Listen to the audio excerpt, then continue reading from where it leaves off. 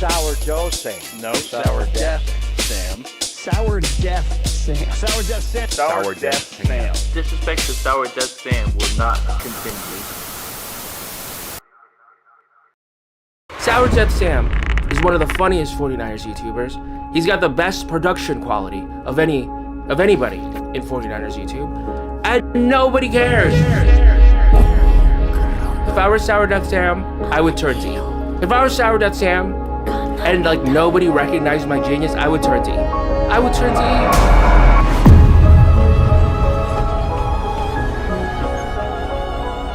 Sourdeath Sam 君が悩んでいるのは理解できる。君は正しい道を進んでいるから続けてほしい。カイル5000が君を必要としている。Where's Daddy?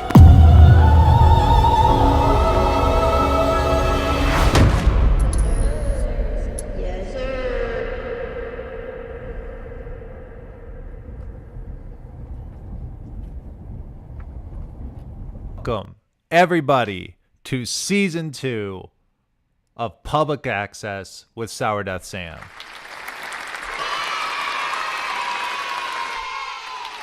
Well, thank you, everyone. So, first and foremost, let me introduce myself to anyone who has never seen the show before. My name is Sourdeath Sam. I've been shit posting on Twitter for years now. I have been the head haunch of this show for a year, and it has been amazing. I've had a lot of fantastic guests. We've had a lot of amazing moments, and honestly, one of my favorite things is how many people have been watching from other parts of the world. Now, it's not a lot of people, but the quality is what counts. Hold on. Yes, sir. Yes, sir. You know what I'm talking about. For those who are just meeting me for the first time, I'll let you know a couple things up front. First and foremost, the show is a little bit off the norm of what sort of most 49ers content creators are creating. So if you're not into occasional cursing, if you're not into sound effects, if you're not into a little bit of dilly-dally in your diet, it's not going to be the show for you. But if that is something you are into, you've come to the right place. You've come to the right place. Where did we leave off? A Super Bowl disappointment is where we left off. You and I. We've had a lot of months to heal, and honestly, I think one of the most intriguing sort of recoils from that Super Bowl loss was how deflated our team looked in the aftermath of that loss. I think there was a general consensus that the year that was supposed to be their year ended up not being their year. And it happened at the hands of a team that had stolen our moment away from us the last time. Now, I say stolen the moment for us. Obviously, there were enough self-inflicted wounds to go around, but you get the idea. The opposing team that we thought we were finally going to get over the hump over, and yet again, we fell short. Then we have our off season. You know, our losses felt big at the time. In retrospect, Ayuk aside, that's sort of a different story because we don't know what's happening there yet. But losing Armstead, losing Kinlaw, losing Chase Young, it sort of felt as though there was an exodus on defense that was beginning to feel a little bit concerning. I think now that we've gotten past that initial blow and we look at our roster, I think we're still feeling pretty amazing with where we're at. I mean, we had 9 players in the top 100, 7 in the top 30, all of them still members of the 49ers as of this moment. Now, with that being said, we obviously have found ourselves in the throes of what we have now discovered is the Brandon Ayuk cinematic universe. And so let's go ahead and take a minute to go into our new segment called Ayuk Watch.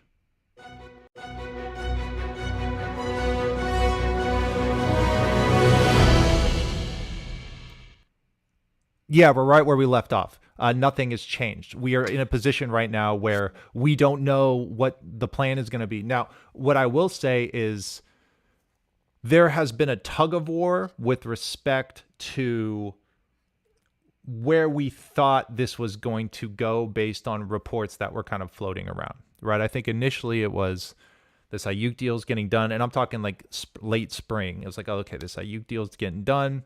He clearly didn't get traded at the draft. Clearly that means they're going to keep him. They just got to work out the details. Then we find ourselves staring inside of the eyes of a Spuds McKenzie avatar, wondering whether or not our trusted national NFL sources are really even as trustworthy as we thought they were. We had some of them saying Steelers aren't even in the conversation. We got Spuds McKenzie telling us that they're the destination. And then we find out that, you know what, maybe the Steelers are in play. Not only are they in play, they appear to be the only destination Brandon Ayuk is actually interested in going to. Reports of a trade with the Browns came in. Reports of a trade with the Patriots came in. By the way, Judon just got sent, I believe, for a third-round pick. So clearly they were willing to part with him. And it doesn't appear as though that was a destination that Brandon Ayuk wanted to go, which created another interesting wrinkle. Because it didn't just seem like it was about the money. Because from our understanding, one or two, if not both of these teams were capable of furnishing his needs, perhaps and then some, with respect to the compensation he was looking for. And the 49ers, I have to believe that at least with the Browns, and certainly it seems like perhaps with the Patriots, they were happy with the draft compensation. But there was another factor in play, clearly, it seems. And that factor appears to be, are you sure you want to go waltzing into a project when you have something solid right in front of you? So then we have the Steelers. And it really seemed like, okay, it's not a matter of if, it's a matter of how the 49ers can wrangle a wide receiver in a trade deal with perhaps a third team getting roped into the mix, maybe using the draft picks that they get from Pittsburgh and sending them over to a different team to sort of fill that gap that they know, that void that they're going to have when they let a top 100 NFL receiver walk away from Santa Clara. But then we have reports today on the heels of folks suggesting that the conversation has been restarted, the love has been rekindled, that Ayuk might actually be trying to work it out to come back. And honestly, that's our best case scenario. I don't want to have to wonder if Kyle Shanahan can coach Pickens into blocking on run plays. I don't want that learning curve. I don't want the doghouse situation to rear its ugly head. Just pay the stud you've got, and we'll figure it out after this very important Super Bowl window of a season, whether or not you want to keep Ayuk or whether or not you want to keep Debo. But afford yourself the opportunity to make that decision. Because you know, and I know, that if you were able to get Brandon Ayuk to go pen to paper for $28 million a year, that wide receiver market is only going to go up. So if someone's looking to trade and they know that we've got two amazing receivers and it's 2025, that deal isn't too scary to them. Now, obviously, you got to hope Ayuk doesn't get hurt. You got to hope that Ayuk performs as well as he has before. But Ayuk's been consistently performing well for a very long time. So in short, we don't really know. Ayuk Watch we've been watching this. You know what Ayuk Watch is? It's watching a carousel go in a circle. And so hopefully we get that figured out. And hopefully we get it figured out tonight while we're on the show at 49ers Public Access. I got a special guest coming on. You may know her as Steph Sanchez. You may love her as Nick Bosa. And she'll be coming on very shortly. And, and I have another special guest, another special friend from last year and for always. And that is my friend, Kyle 5000.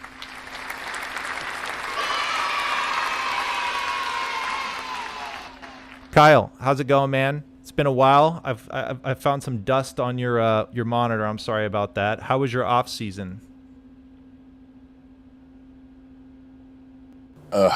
Dust on the monitor? Really? I don't even want to think about what else might be collecting dust around here. Off season was, well, about as restful as you'd expect, meaning not at all. Spent most of it going over film, tweaking the playbook, and stressing over every little detail that could go wrong. But, you know, that's just how it goes when you're obsessed with perfection. How was yours? Hope it was a little more relaxing than mine, because I'm already in mid-season form with the stress levels. Yeah, no, it was good, man. We got Steph Sanchez on the show. I'm really excited about that. Before I bring her in, is there anything you want to say about our guest? Yeah. Just let her know she's one of the few out there who actually does her homework. I appreciate that she brings real insight and doesn't just recycle the same tired narratives. She gets the nuances of the game, and that's rare. So yeah, tell her I'm glad she's on the show, and let's hope she keeps bringing that A game. We need more people like her in the mix. Amen, brother. Amen. Amen. Well, hey, thank you, Kyle. I really appreciate it. Round of applause, everyone. Round of applause. Well, ladies and gentlemen, if you don't mind, if I could do to introduce my guest. Ladies and gentlemen, introducing Steph Sanchez.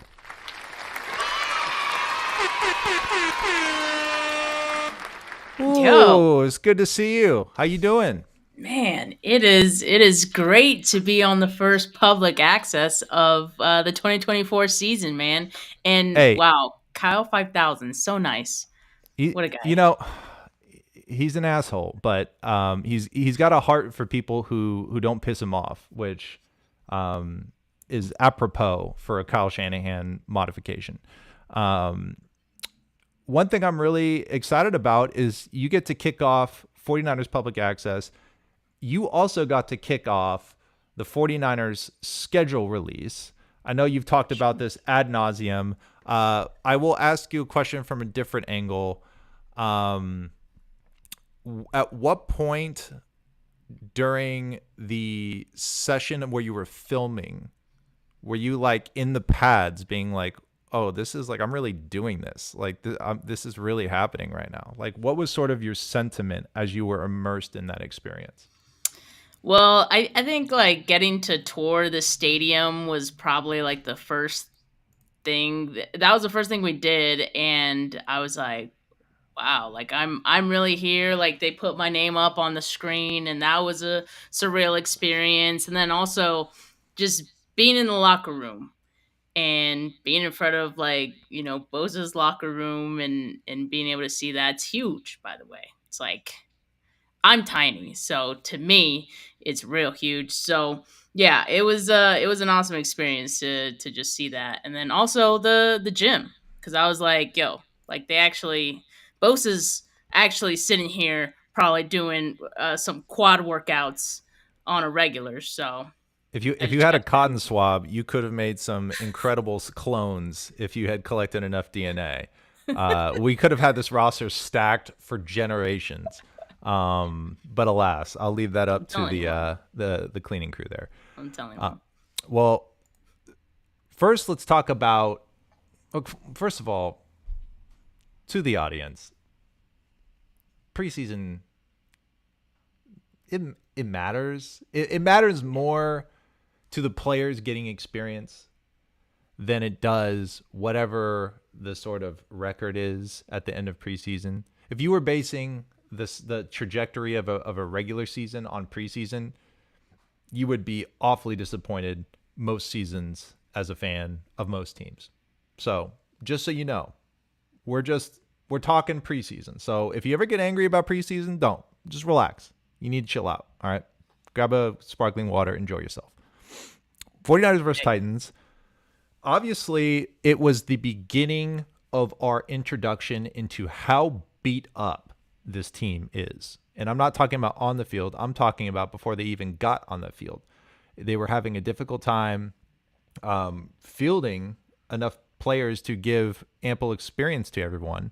So some players actually ended up with more time.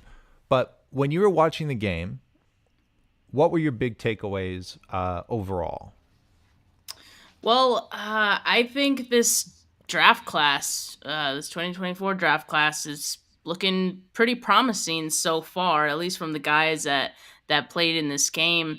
I mean, Pooney as the right guard, I continue to say it, and not to get too deep into camp because I know we'll talk about that, but like based on what I saw in camp as well with Pooney and what we saw in the first preseason game, there's no reason that man shouldn't be like the week 1 starter in my eyes. Like I think if Kyle Shanahan and Chris Forrester ultimately decide against that, it'll probably just be because of, I don't know, some kind of roster politics, which I hope isn't the case. Like I really do feel like Dominic Pooney is checking the boxes for them, and he's trending in that direction to be the starter in week 1. And I was encouraged by some of the other guys as well, like Bernardo Green. Like nothing that like super jumped out at you, but nothing bad either. I mean, not having something jump out is sometimes a good thing because it means you didn't mess up on anything. And I Especially thought as Bernardo corner. Green, yeah, exactly. So I thought he did pretty well. And Tatum Bethune, who I wouldn't have even expected anything from. I mean, he was the 7th round pick, right? So he looked pretty good too to end the game. So I think our suspicions about what this draft class was going to be like, that they're like ready to play right away, was kind of proven in that first preseason game. Now, there's a small sample size, right? But I think, like I said, it's trending in the right direction. So that's one big takeaway for me. Yeah, no, I mean, I think honestly, I think out of any of the players, I think Pooney's the most exciting. And I think if there's one position where you are going to prioritize performance over politics, it's going to be at the positions that protect your franchise quarterback. And I think that any way that we can fill in those gaps with a rookie that we didn't have to spend a first round pick for is an incredibly valuable asset. I have to believe, from my understanding, I believe Forrester was advocating for Pooney to get snaps out there, perhaps more snaps than he may have usually have gotten, and it's clear that he had a clean sheet. He's performing well, and I'm excited to see how he continues to build on that, and how he can perform against some first stringers, because that's really where ultimately we're going to hope he shines, especially on a line that's been sort of a question mark for us. For me, I mean, the names you mentioned for sure stood out to me. I also appreciated JP Mason stepping in and running with a little tenacity. I liked seeing Mustafa make plays. I think that he's looking really solid. Clearly, there's also players on the team who think he's got a lot of potential, and that's exciting to hear as peers sort of corroborate this analysis. And so there was a lot to appreciate about that game. I wouldn't say anyone had perhaps like a major breakout performance, but again, it's preseason. Everyone's sort of getting their feet underneath them, and that's just how it goes sometimes. Yeah, and I don't think anyone really played long enough to have like a breakout performance, right? Right. And yeah, that just goes to it being preseason. But I'm definitely encouraged, and I feel bad. I forgot to mention Mustafa because he's someone I was really excited about. After the draft, and having seen his tape, and I said after the draft, I was like, dude, like he's gonna be able to contribute right away as a special teams guy. Like even if he doesn't get on the field as a safety right away, like special teams going to be able to highlight everything he does well. And in the first preseason game, we got to see that on that one play. So just a little glimpse of, I think, what we could come to expect from some of these guys. So yeah, I'm excited if they'll be able to build on that in the second preseason game.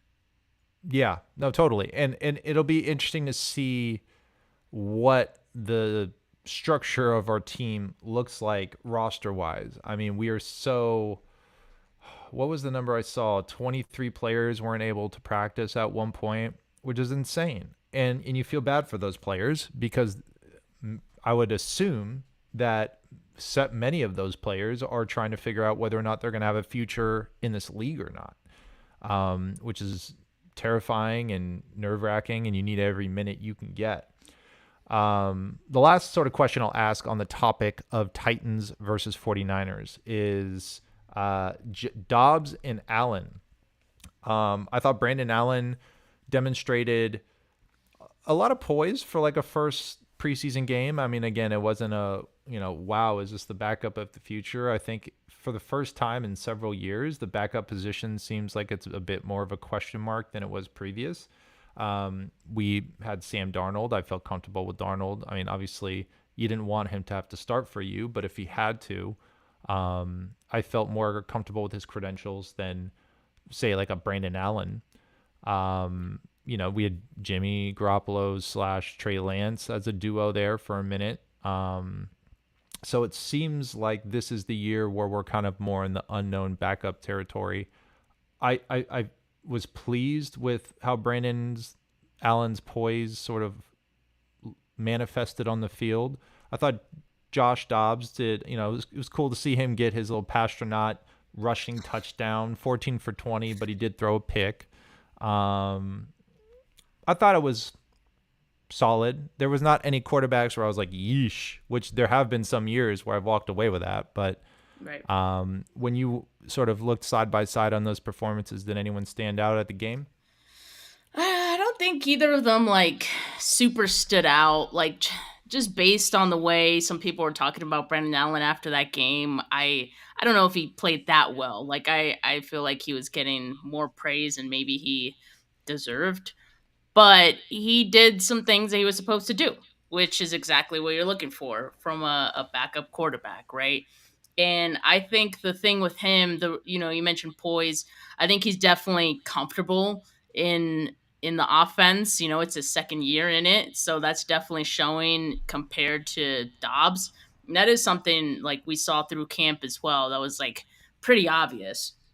And so, yeah, I think that's exactly what we saw in this game. And the thing with Allen that I'll say is he has some like inaccuracy issues at times where he'll miss like easy throws and he'll make some like tougher throws. Like we kind of saw that, like the ones a little further downfield, like Sure. he made those, but there was some where he like threw too high, or in camp he was throwing ahead of guys a lot. And so I think he even threw one pass behind and it was still caught, but people aren't going to talk about the fact that it was behind because it was completed anyway. But those are the things that like I noticed. And I guess for a backup quarterback, like that's fine because, there isn't going to be a backup quarterback in the league that's like perfect. So I do think like Allen, because he's comfortable, he kind of provides that higher floor, which, like I said, that's what you're looking for. Mm-hmm. Dobbs, he's still getting used to it all, but obviously he has a little more pizzazz with it because he can play out of structure. Mm-hmm. But I'd argue fans like when guys could do stuff out of structure, but coaches probably not so much, right? So like Totally. they'd rather you operate in the structure of the offense, especially Kyle Shanahan, because he feels very strongly about his structure. So it kind of reminds me of last year's discussion of Sam Darnold and Trey Lance, because I think, when everyone was talking about Trey Lance having this higher ceiling and, he's all this potential and all that, right? For the obvious reasons. And then Sam Darnold, like he's a turnover machine, but he has a pretty high floor. So like I kind of feel it's the same thing, maybe not as extreme with Allen and Dobbs. And we kind of see how the coaches decided ultimately with that. And so I think it's kind of trending the same way, in my opinion. Maybe they could keep Dobbs on the practice squad because you can always have a third quarterback to be like your emergency quarterback for the regular season. So they could do that. But I don't know. The Vikings might want Dobbs back. I was gonna say, if he can clear waivers, perhaps. But yeah, I mean the Vikings. I mean they are in their own attrition hell. when it comes to injuries, but we're not doing amazing either, but that's okay. At least we still have our starting quarterback, knock on wood. So let's go into your experience at camp. So let's take a look at the stethoscope. So I'm going to let that headline sink in. I know you were at camp for quite a long time, and there's just no better way to absorb the sort of performances on the field and the energy more than being there. In fact, you and I actually met the first time at a 49ers training camp when Trey Lance, I believe it was Trey Lance's first camp, and I remember being a little underwhelmed. So when you were at camp this year, who were the people you saw standing out, and who were the characters who you began to be concerned they may not make it to the final roster? So yeah, the guys that stood out, like I would definitely say Lenore. Like especially in that first week, it was like he was making a play that you remember that was like the best play of the day every day in that first week, especially. And he was getting interceptions, he was being disruptive and breaking up passes, things like that. I think he's gonna have a really strong year just based on what I saw in training camp. What I really wanted to see, which obviously, like, I'm not gonna get to see, is Brandon Ayuk going up against Lenore, because I remember those two, really battled it out last training camp. So I would have really liked to see this year's Lenore going up against this year's Brandon Ayuk. But alas, we won't see that. I digress. And then some other guys I'd say, I mean, obviously Jordan Mason had a really strong training camp. I feel like he always looks good, like in the summer. And that's why we love Jordan Mason so much. And we feel so strongly that he should, move up in the ladder of the running back room, because he always looks good in the preseason and in camp. And so it's been no different, but I would say like he looks even better than previous years. Like it seems like he's more confident in himself. And that's definitely showing in his running. And he might even look a little bit quicker this year from what I kind of saw. So he still has that power, but I don't know. He looked a little quicker to me. He runs tough. Yeah, he's exciting. Trying to think, like, so for the wide receivers, like Debo to me looks good. Like I don't want to throw the cliche around that he looks like he's in the best shape of his life. Yeah. But yeah, I would say. Yes, sir. I remember, yes. That's my favorite, by the way. We were doing that last off season where it's like Debo was sending shirtless pics to Kyle Shanahan, and he's so in shape. And I would go as far as saying he looks even more in shape this year. So wow. And it definitely showed. Like obviously with Brandon Ayuk not there, like Debo's been like the number one target for the quarterbacks in camp. So yeah, I think he's due for a pretty big year. And I think Juwan Jennings even looks better right now. I still want Ayuk in the picture. Juwan Jennings is still going to be like the slot guy. Don't get it twisted, people. Don't think he's going to be like the next Ayuk or anything. But Jennings, I think, is ready, I think, to take a next step as, that third wide receiver on this team. So that is exciting as well. And I just go ahead. Just to jump in real quick, because on the Debo topic, I actually happened to have a conversation with Debo's personal private chef. And I was asking him about, hey, I know Debo came in last year just in really good shape. Like, I appreciate all the hard work you did. You know what I mean? He's like, no, man, like, Debo really, really wants it. Like Debo, he came in, he was locked in. He wanted a Super Bowl so bad. And so you got to give Debo credit. I mean, like he's really laying down the instructions for everyone around him who can help him get better. That he is committed to winning a Super Bowl. So it is clear that Debo is not trying to take shortcuts or asking to, sneak a few more, goodies into his meal. Like, he's clearly trying to dial everything in. And I appreciate it, because especially after the contract year, sort of, I'm not going to call it a flop season, but right. the off year, we'll call it. It was really nice to see him come in with a different level of tenacity with respect to his preparation to get better. Yeah, for sure. And like I recently watched finally the last episode of the Netflix Receiver Show. Great series, obviously, but I put off watching that last one for obvious reasons. Yep.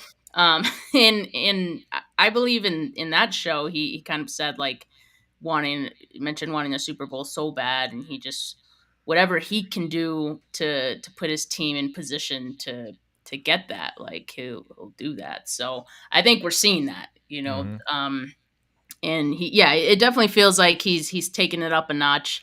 And as 49ers, I'd be ecstatic to see that from Debo, and hopefully it trickles down to some of the younger guys too. Like Pearsall looked good when we saw him out there.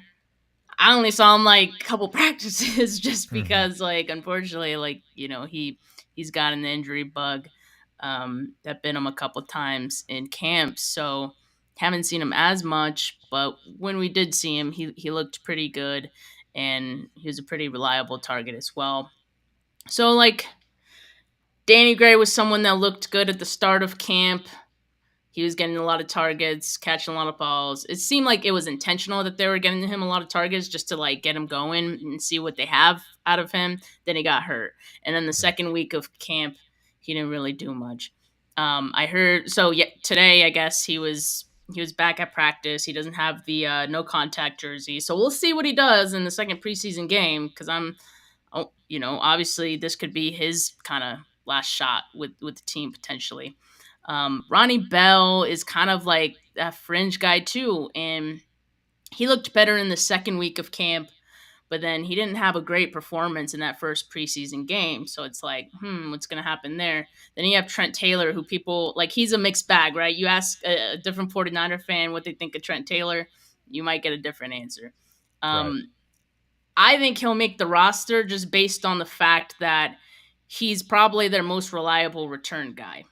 And he's not the greatest return guy, but a big part of returning is being able to catch it. He's the most reliable at catching it. And he's very experienced in that. And so I do think that's going to be a sticking point to him making the roster. And also because Ricky Pearsall is the other guy who, along with Ronnie Bell, are the other two who could do that. Ronnie Bell, I would say, not as strong. Ricky Pearsall, pretty good at catching it as well, but he hasn't been healthy. So I don't know if they're going to feel comfortable enough, It's a pretty low bar to set when you're just like, well, at least this guy can catch it. You're like, oh, well. That's where we are. I do think like Ricky Pearsall could do more than probably Trent Taylor could after the catch, obviously, with these returns. But like I said, it's just been limited what we've seen from him. So right. Yeah, so those I know a lot of questions about like the wide receiver group, because there's just a lot going on there and a lot of injuries, so a lot has changed. The tight ends has settled a lot. They let go of Logan Thomas. It got way more clear. Eric Saubert's nice. He's a really good blocker, and he can catch too. So I think he's going to be a pretty solid two behind Kittle. And then from there, I'm just like, they want to give Braden Willis opportunities. I think that's pretty obvious. But I want to see more consistency from Braden Willis. I think even in the preseason game, he'll have some good plays and then, not some other not great ones. So I want to see more from him. I think they want to give him those reps as much as possible and see if he'll improve. But I guess we'll have to see. I mean, obviously, he's the favorite to be the third because it's not going to be Cam Latu. Yep. And, Jake Tungus is there as well, who's, he's he's been around, so he's reliable. But yeah, we'll see. I still think Brandon Willis probably makes the roster. I think so too. Yeah, Camelot too. I don't think I don't think he's gonna make it. No. The Pearsall pick is confusing, especially with the Niners re-signing Jennings, doing this stupid dance with BA. They literally wasted their last 4 first-round picks. What the fuck? Thank you, Brandon friggin' Staley. LOL. We know that we are going to be letting go of a receiver next year. Which receiver, we don't know yet. We know that as a certainty. I will admit that I had initially objected to the Ricky Pearsall pick. I think it was just because I wasn't ready for the Ricky Pearsall pick. I had to go through a few stages of grief. And once I reached acceptance upon watching enough film, I do think he can add something to this team for sure. And clearly, there are people who know ball, who are current players, who recognize his game to be formidable. I would say before we jump to a conclusion that it was a waste, which is not an irrational conclusion, I would want to see him with pads on against proper competition. Because there is a universe where his skill set slots in effortlessly into Kyle Shanahan's sort of cinematic offense universe, and he ends up being a super stud. So we can't necessarily rule him out yet, but I do understand the criticism, and I sympathize with the idea that perhaps that pick could have furnished other needs. In the meantime, the reality that we will be losing a wide receiver next year, I'm sure loomed over them when they made that decision. Yeah, I think so. And I don't know. I go back and forth. I'd hate to think it'd be Debo because I think I remember every now and again how special he is as a player, and he just has something that I don't think a lot of players have. And I guess I don't have a word for it, but I think we all know what that is. Like the je ne sais quoi of brutalism. Yeah, let's go with that. I like that one. So, yeah, I mean, but we'll see. I mean, obviously, if they get this deal done with Brandon Ayuk, that kind of feels like a decision, right? Yep. So I know, and because there are some very skilled ball knowers that I talk to who are like, bye, Debo, don't care. Ayuk is the man. He's the ultimate route runner. Ayuk is the man. He is an ultimate route runner. There is something about the way Debo plays football, this je ne sais quoi of brutalism, that is marvelously appealing to me as a fan. It defies skill, I think. Yeah, it's turn up the field, dig your helmet into someone's face, and drive your legs until the force of God can bring you down. That's fucking sick. And I love it. And it's tough for me to imagine a universe without Debo, but I get it. The Niners are playing chicken with one of the few first-round picks they actually got right, says Jordan Anderson. Yeah, brother. Yes, sir. Yes, sir. Yes, sir. You're right. But I will say, I don't know. I don't even want to speculate on IU because every time I think I'm going to be like, oh, well, this time I think they're going to get it done. I know. Nope. Someone fucks it up. By the way, I decided to be a Leeds United fan, which is ran by Parag Marathe. So I'm in for I have a bastion of hellish frustration based in Santa Clara and based in Leeds, United Kingdom, Leeds, England. And it's not healthy for me, but I'm a masochist, and so fuck it, we ball. Okay, so let's move on to 49ers versus Saints. Fuck it.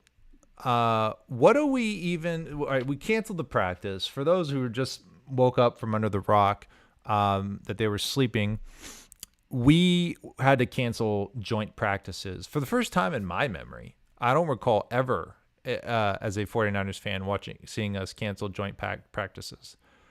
But we had to, because the injury bug had compromised so much of our roster that we were incapable of suiting up an adequate amount of players to properly accommodate a joint practice in Irvine, California. So with that being said, we still do have a preseason game that is scheduled, and I'm curious, what is it that you're looking for with that game? Yeah, I mean, I'm definitely going to be looking at anyone who performed well, obviously, in the first preseason game. Can they follow that up with another good performance? Can they stack their performances? I think that's going to be huge, especially to see from the younger guys. I definitely want to see that. And then also, I hope the tackling is better. Like, I know it's the preseason. Yeah. I'm not, like you said, we're not making any sweeping judgments about this team after one preseason game. But I'm just, it's in the back of my mind. The tackling wasn't great, right? So that's one thing that needs to improve. Angles and wrapping. You need to wrap, all right? And then also, I'd say special teams. The kick coverage, it was terrible. It was so bad. Awful. So that's something that I hope does improve as well. And then, some of these kind of position groups are still somewhat a question mark. Like, I would say, like, linebacker, I'm still a little, like, so D. Winters looked good. Like, you see something with him, right? Right. But sometimes he wasn't going in the right direction, so can he be better at that this week? And I get it too, because it's tough, because you're not doing any film study, in preseason. So I guess he needs to be better at just recognizing where the ball is going to go, or the play, things like that. So hoping he can be a little bit better this week with that, and I'd feel a lot better about him as a whole. Let's see. I mean, what are the other, like, the question marks? I think, like, offensive line.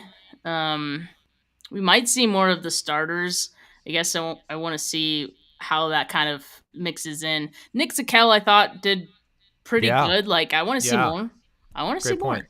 So I think, again, he's someone that if he can build on a performance, hey, I'm kind of thinking if Jake Brendel is going to be out for a while with his knee injury and what he's dealing with, then hey, might tap Nick Zakelj and say, hey, could you start week 1? I mean, I don't know.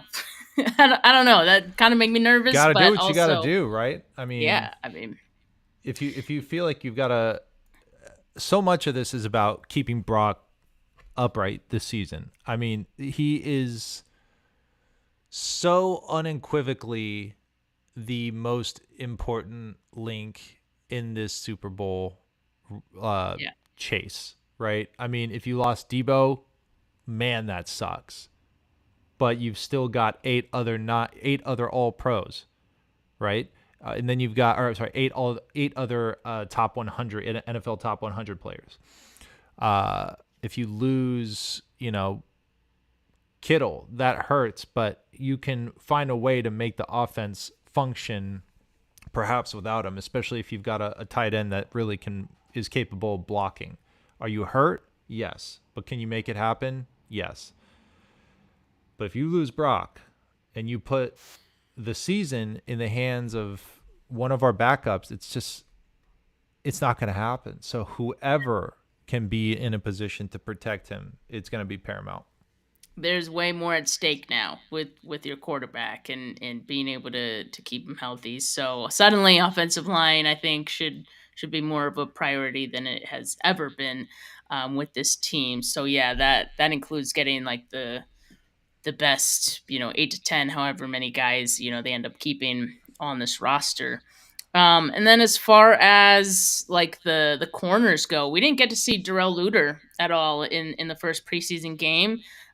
He's back at practice this week, so I'm expecting him to go, and I'm excited to see what he can do, because he was someone who was on and off again hurt in camp, right? But when he was there, like you want to see more, and then he'd end up getting hurt again, so you didn't really get to see him stack days.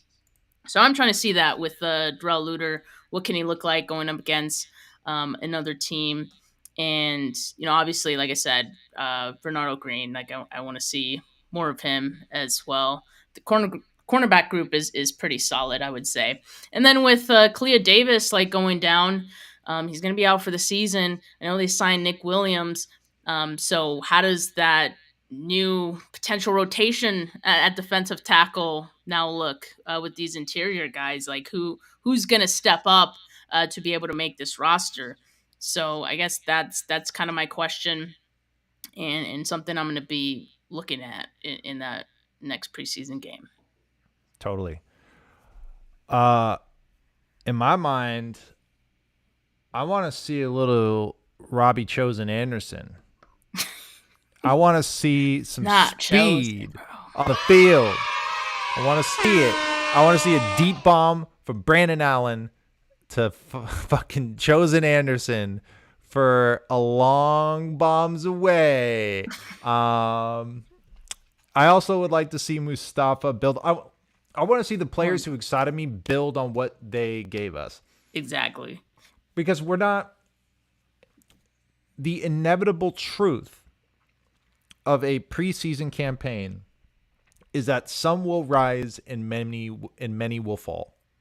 It's just the way it goes. You are in the process of separating the cream, and you want to make sure that it's valid, that what you're seeing is real.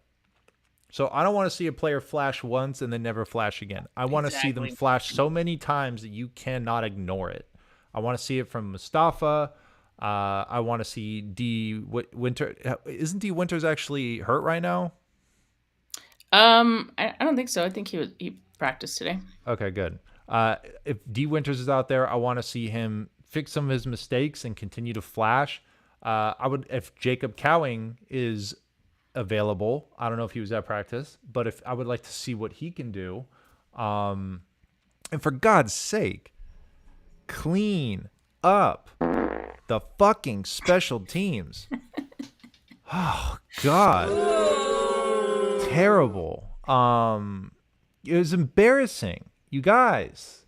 It's very embarrassing. Get it together. It's Come so on. embarrassing. But yeah, I mean, because truthfully, there are things that I'm looking forward to seeing from people who aren't gonna show me what I need in the preseason. What I mean by that, for example, is like Nick Sorensen. I'm not gonna understand if our defensive coordinator is valid or not until the regular season, because we're not dishing out any recipes that are going to be any substantive to anyone. So we're going to have to wait and see on that. But I just need to see the rookies who flash stack on top, and I need to see a Robbie Chosen fucking Anderson grand slam. With all the players. Robbie Chosen. Yeah, I mean all the players, but Robbie Chosen Anderson would be nice. Well, I will say one last thing, which is it is going to start getting very real for these players. And we've mentioned that. And I will say that this industry is fucking hard for a lot of these players. So be nice on Twitter and don't be clowning on these players if they get cut. I know you all will be nice. Let's see. Last questions before we get into affirmations. We'd love to see Cowing and Luter play. Hey, me too, brother. Thank you, Jordan. Jordan has another comment here. Hey, we gave other teams tape on what a successful kick return looks like. Cool. Love that. Love that they get that. Hopefully the 49ers can imply that as well. Exactly. Yeah, I'll have what he's having. Zach Greer says, hello, Sam and Steph. Hello, Zach Greer.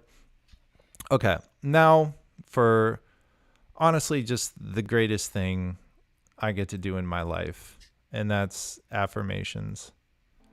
Let's get this party started. Okay, for those who don't know, affirmations is when I gaslight my guests into saying nice things about people that they want to be nice to. We take this opportunity because it's kind of a toxic universe, sports sometimes. It's always win and lose, and that's okay because we don't do participation trophies around here, but that doesn't mean that these people aren't trying to make a living. That doesn't mean that people aren't trying to get better, and that's okay. I will start with... who am I going to start with? I'm going to start with Jordan Mason. JP Mason, you have been grinding your ass off.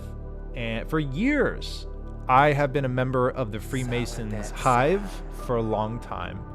And it's because you have demonstrated consistently that you've got a lot of dog in you. And I appreciate it. And I just want you to know that your efforts are appreciated. They are seen.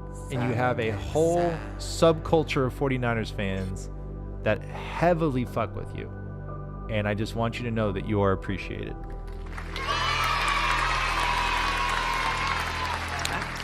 All right. You're up, Steph. All right, so just to address the elephant in the room, mine's going to go out to Brandon Ayuk. And I got to say, he's been fighting the good fight, all right? He's been sticking to his guns. And for that, I respect him a ton.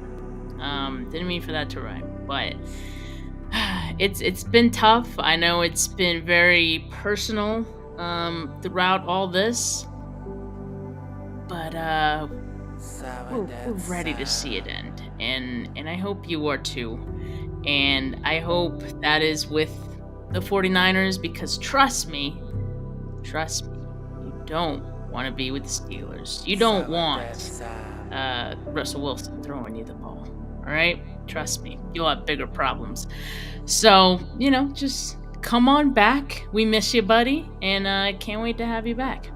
So real.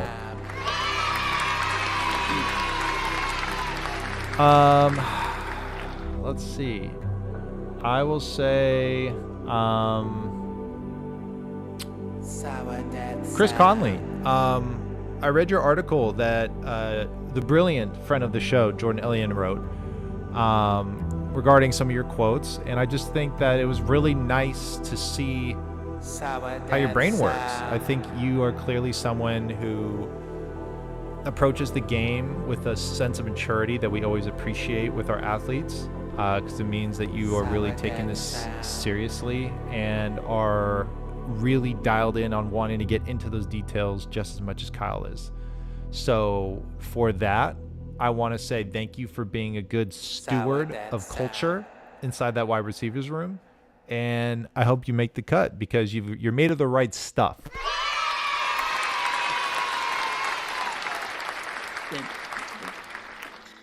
Oh, gosh. Let's see here. I'm gonna do one for Ambry Thomas because nice. I think a lot has been said by a lot of 49er fans, maybe even myself at times, and we haven't always been very nice. But this is affirmations, and we're bringing positivity and vibes, and I do truly hope that Ambry Thomas has a speedy recovery from his broken forearm. It was, it kind of sucks seeing him go down in that preseason game, so hope you have a speedy recovery, and wish him the best of luck as well. Absolutely. Get well soon. Come back stronger than ever. And I'll wrap mine up by giving you some affirmations. Steph, thank you for hopping on the show. I am so stoked that you were able to take something that you knew in your heart was so both funny and fun to do, which was the sort of Nick Bosa impression, and use it to put yourself into an amazing position to kind of get this world premiere of a schedule video done. But even more than that, I also see you on TV talking Niners. I see you networking with so many people on shows just like this. And it's so indicative of your character, because not only are you so hardworking and willing to extend yourself, but you're just a marvelous person, and there is always room for marvelous people in the content creation space. So I say thank you for being alive and for doing the things that you do. That's very nice. And I do have to say that you have the most unique 49ers content channel in all of the YouTube, Twitter webs, or whatever you want to call it. And I am so thankful that I've been part of it twice now. And again, the first one of the 2024 season. So very, very much honored. Keep being you, because it's honestly the best thing ever. And we need more of that. So thanks, my friend. Well,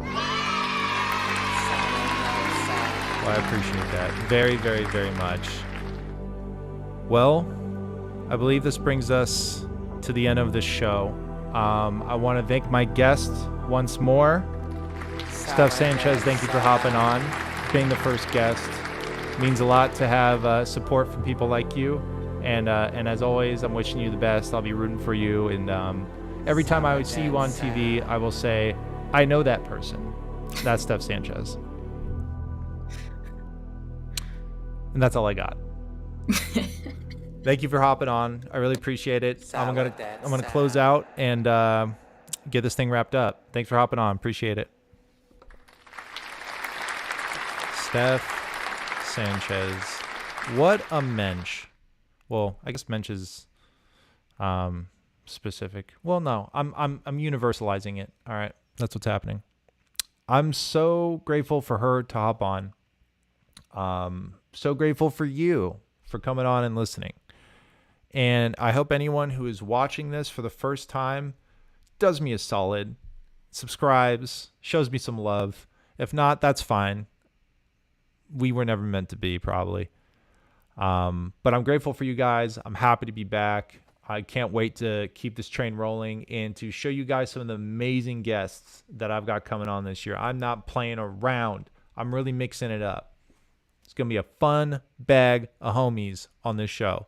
Pulling up some last comments, and I'm out of here. Yo, facts. Zombie Fiend says, bang, bang, friendship gang. Yes, sir. Yes, sir. Yes, sir. Friend of the show, Ashley Ariona, says, like and subscribe.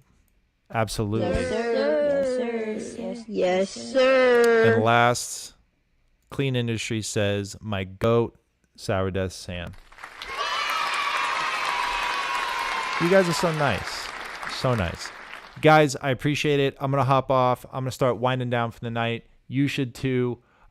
Stay tuned. We're on Brandon Ayuk watch every day of my fucking life until this is over. So looking forward to watching alongside you guys. Thank you. Have a great night. See you next week.